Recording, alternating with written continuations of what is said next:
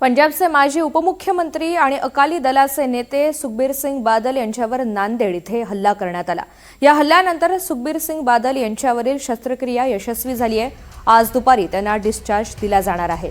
त्यांची प्रकृती स्थिर असल्याची माहिती मिळतेय। दरम्यान नांदेडमधील हल्ल्याप्रकरणी आरोपीची ओळख पटलेली असून जसपाल सिंगनं पंजाबमध्ये ड्रग्ज वाढवल्याच्या रागातून हा हल्ला केला। आरोपीनं कायद्याचं शिक्षण घेतलंय अशीही माहिती समोर येतेय।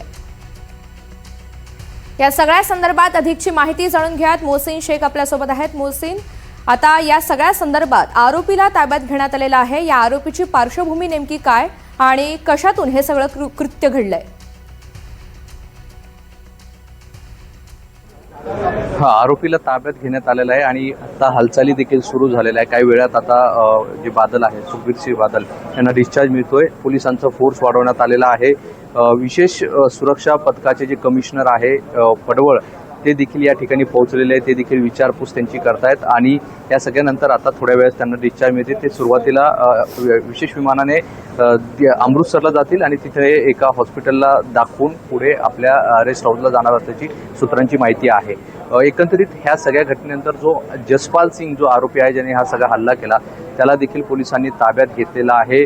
त्याची विचारपूस सुरू आहे। त्याने LLB कायद्याचं शिक्षण घेतलेलं आहे। 1.5 वर्षांपासून सेवाकेरी म्हणून तो नांदेडमध्ये वास्तव्यास होता। मूळ तो पुण्याचा आहे आणि जेव्हा पोलिसांनी त्याला ताब्यात घेतलेला आहे त्यानंतर केंद्रीय तपास यंत्रणा IB असेल किंवा ATS असेल हे देखील या ठिकाणी पोहोचले। ते देखील त्याची चौकशी करतायत। नेमकं हे कशातून हल्ला करण्यात आला ह्याचा पोलिसांकडून विचारपूस त्याची केली जाते। आता सूत्रांनी दिलेल्या माहितीनुसार पंजाबमध्ये जी नशेखोरी वाढली आहे किंवा उडता पंजाब जसं आपण म्हणतो या सगळ्याच्या मागे सुखबीर सिंह बादल असल्याचा आरोप आणि या सगळ्या गोष्टीमुळेच आपण हे कृत्य केल्याचं प्राथमिकदृष्ट्या पोलिसांच्या तपासात या जो आरोपी आहे जसपाल सिंह त्याने सांगितल्याची माहिती मिळते। त्याची सगळी पार्श्वभूमी पोलीस तपास करतायत। वेगवेगळ्या अँगलने त्याची चौकशी केली जाते। मात्र या घटनेनंतर पोलिसांचा मोठा बंदोबस्त आता रुग्णालय परिसरात वाढवण्यात आलेला आहे आणि या सगळ्या प्रकरणात नेमकी कारण काय हल्ल्याचं त्याचा शोध देखील पोलीस घेतात। मात्र या सगळ्यात महत्त्वाची भूमिका होती संतोष केंद्रे जे पोलीस निरीक्षक आहे विशेष सुरक्षा पथकात, ते नसते तर मोठी दुर्घटना घडली असती। कारण जेव्हा जसपाल सिंगने थेट हा जो त्याच्याकडे शस्त्र होतं तो हात वरती करून एक घोषणा दिली आणि जोरात थेट छातीवर वार करण्याचा प्रयत्न केला। मात्र केंद्रे यांच्या लक्षात येतात त्यांनी तो वार आपल्या अंगावर घेतला, त्याची दिशा बदलली आणि तो वार त्यांच्या हातावर लागला आणि त्यात ते जखमी झाले। त्यामुळे मोठी दुर्घटना टळलेली आहे, मोठा अनर्थ टळलेला आहे। आणि जे बादल कुटुंबीय आहेत त्यांनी देखील जे संतोष केंद्रे जिथे उपचार घेत आहेत त्यांच्याकडे जाऊन त्यांचे आभार व्यक्त केलेले आहे। कारण तुम्ही नसता तर आज मोठी दुर्घटना घडली असती असं त्यांनी म्हटलेलं आहे। त्यामुळे एकंदरीत या सगळ्या प्रकरणात पोलीस तपास करतायत। आता काही वेळात बादल देखील तिथून निघतील। त्यांचं कुटुंबीय आत्ताच काही वेळापूर्वी हैदराबादला रवाना झाला आहे। हैदराबादहून विमानानं ते पंजाब किंवा दिल्लीला जातील अशी माहिती मिळते। मात्र आता थोड्याच वेळात इथून बादल जे उपमुख्यमंत्री राहिलेले आहेत किंवा अकाली दलचे अध्यक्ष आहेत ते देखील थोड्या वेळ तिथून निघतील। त्यासाठी तयारी देखील सुरू झालेली आहे। मात्र हल्ल्याचं प्रमुख कारण काय हे पोलिसांच्या पुढच्या तपासातून समोर येणार आहे आणि त्यानंतर या घटनेचं मोठं उलगडा होऊ शकतो। निश्चित संतोष केंद्रे यांच्या कुटुंबियांशी मोहसिन आपण बातचीत केली, त्यांची नेमकी कशी प्रतिक्रिया होती? कारण एकंदरीतच अत्यंत धक्कादायक अशी घटना शहरामध्ये घडली, मात्र तितकंच धाडसी असं त्यांनी या सगळ्या संदर्भात भूमिका घेतली।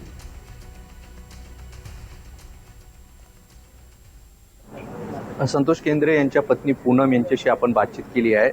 त्यांना देखील टीव्हीवर जेव्हा बातमी कळली की माजी उपमुख्यमंत्री बादल यांच्यावर हल्ला झाला तर त्यांना हे माहीत होतं की आज आपल्या पतीची ड्युटी कुठे आहे। त्यामुळे त्यांना देखील चिंता वाटत होती की नेमकं काय झालं आणि त्यावेळेस त्यांनी फोन लावण्याचा प्रयत्न केला। शेवटी त्यांच्याच पथकातील एका कर्मचाऱ्याशी त्यांचं बोलणं झालं आणि त्यांनी त्यांना सांगितलं चिंता करू नका, साहेबांना थोडासा मार लागलेला आहे मात्र ते सुरक्षित आहे। आणि त्यानंतर कुटुंबियांची सगळीच चिंता वाढली होती। त्यानंतर त्या रुग्णालयात आल्या, त्यांनी आपल्या पतीची भेट घेतली।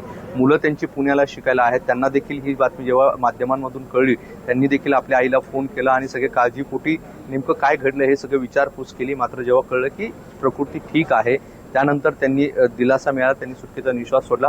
आता त्यांच्या पत्नी आताही रुग्णालयात पोहोचल्याची माहिती मिळते आणि एकंदरीत त्यांच्यासाठी देखील हा मोठा धक्का होता। कारण अशा पद्धतीने एक मोठ्या व्यक्तीवर हल्ला होणे आणि त्यात आपल्या पती पण जखमी होणे त्यांच्यासाठी धक्काच होता। पण जेव्हा त्यांना कळाले की ती सुरक्षित आहे तेव्हा त्यांना या सगळ्यातून त्यांनी सुटकेचा निश्वास सोडला. आता त्याही इथेच आहेत.